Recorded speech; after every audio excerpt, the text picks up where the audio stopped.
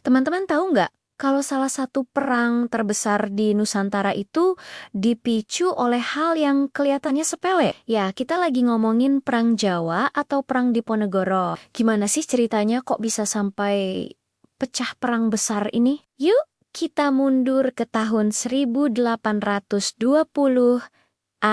Jadi begini, hubungan antara Pangeran Diponegoro dengan pihak Belanda dan Keraton Yogyakarta itu udah tegang. Dari lama, Pangeran Diponegoro merasa prihatin banget lihat campur tangan Belanda yang makin menjadi-jadi dalam urusan internal keraton. Budaya barat yang dibawa Belanda dianggap merusak tatanan dan adat istiadat Jawa yang luhur. Belum lagi, para petani makin sengsara karena pajak yang mencekik leher. Pangeran Diponegoro memilih menyingkir dari hiruk-pikuk politik keraton dan tinggal di Tegalrejo, lebih dekat dengan rakyat jelata. Nah, puncak dari semua ketegangan ini terjadi di pertengahan tahun ke-1825. Waktu itu, pihak Belanda yang dipimpin oleh Residen Smisser mau membangun jalan baru. Masalahnya, jalan ini rencananya bakal melewati tanah leluhur Pangeran Diponegoro di Tegalrejo.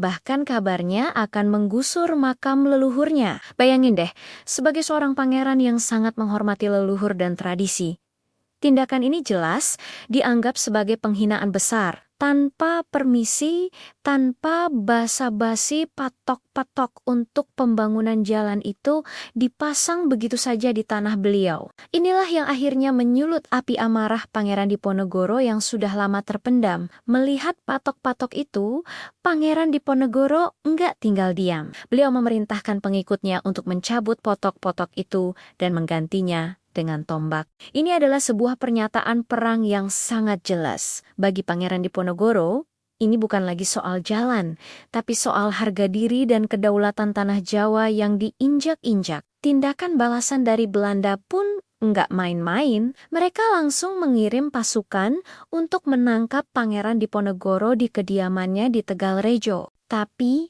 sang pangeran berhasil lolos dari sergapan itu dan mulai bergerilya, mengobarkan perlawanan di seluruh tanah Jawa. Dari sinilah perang Jawa yang dahsyat itu resmi dimulai. Sebuah perang yang akan berlangsung selama 5 tahun dan mengubah sejarah Pulau Jawa selamanya. Gimana? Menarik kan?